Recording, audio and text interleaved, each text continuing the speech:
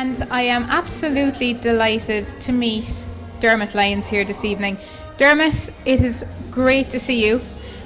I'm not going to prod you too much. If you would like to tell us about the last couple of months, prod away. You had a bit of misfortune, we'll call it. Yes, all came on very much out of the blue. About 2 or 3 days before I started, it all started the 22nd of November 2025. I was in at work in the O'Shea's in Charleville, and I just wasn't feeling well. So much so that I rang home to my wife and I said, there's something wrong. I said, there's something drastically wrong, and you know yourself when you're not feeling right. And it was unlike anything that I'd ever experienced before. But about maybe 2 or 3 nights before that, I was waking up in the middle of the night. I couldn't get my breath. Just like you were drowning in the ocean, basically. So I went to South Dock.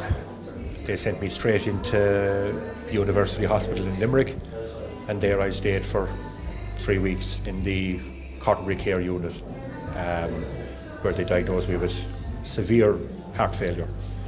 The reason I was waking up in the middle of the night was there was 10 kgs of fluid inside my lungs, so that's why I wasn't able to breathe properly at night. And further investigation showed that there was only 10% of my heart operating, which this is May, that was November. It has gone up by 1%, which is an improvement, but not an improvement, but at least it didn't go back the other way.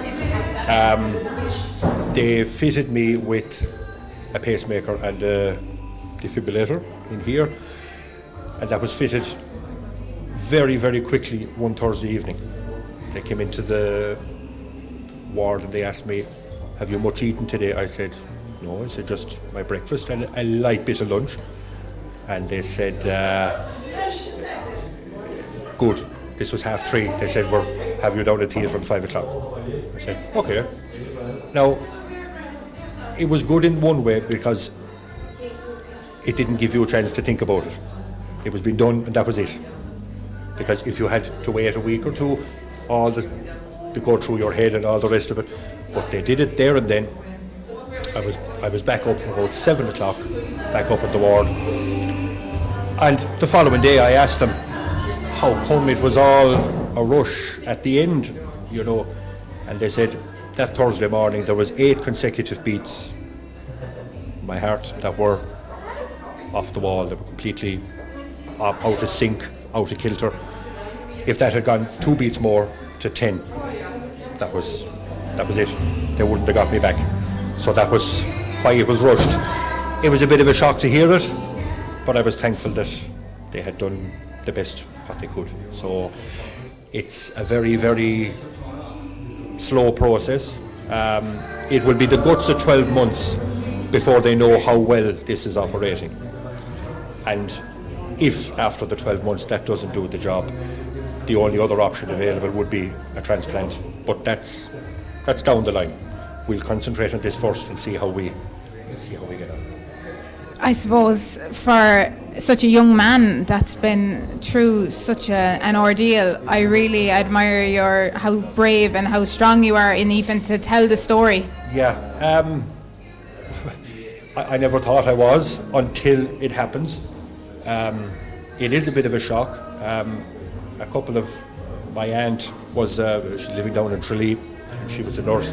Her husband was a doctor, and she was just giving me, little nuggets of information. And she said, this will hit you. She said, it might be a week, it might be 2 weeks, it might be 6 months. It will hit you down the line that, you've had a near-death experience, shall we say.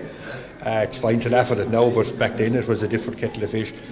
And I kind of said to myself, I know, I'll be grand. But there is days it will hit you a slap.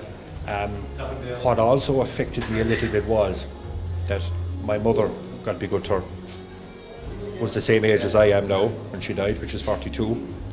And she was admitted to the very same hospital, the very same week, 25 years previous. The only difference was I came home, she didn't.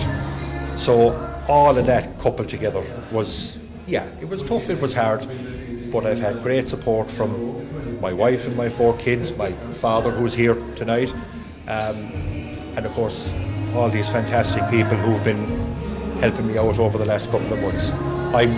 I'm so grateful to them all, and it doesn't pass me by lightly that people are using their hard-earned money in a time where things are expensive and all up in the air, but it doesn't pass me lightly that they're supporting a man who is not able to earn for his family at the moment.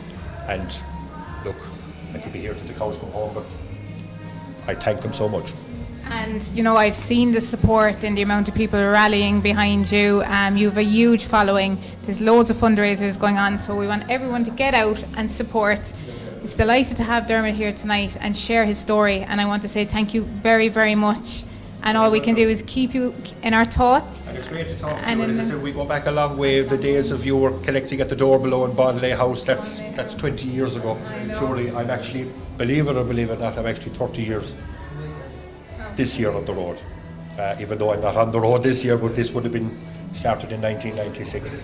And Bonlay was one of the first places I played in, so it might even be a bit longer, but I'm giving away my age. I won't give away yours now. No. Come here, you're some man on the accordion, and I can see your little lad is following up in the exact same steps. Well, Jack is taking over, definitely, and he's playing away at home every night. He never puts the accordion into the case, he leaves it out, so that when he passes it, he picks it up, and it's great for me to be able to hear him play the few tunes. He did come over there now recently and just put the accordion up on my knee, and I tried on old walls, but I had to put it down. The breathing couldn't. Look, in time, Dermot, in time, and you've loads of love around you, and they'll keep you going for now. Again, thank you for sharing your story. We'll keep you in our thoughts and in our prayers, and wish you every good luck.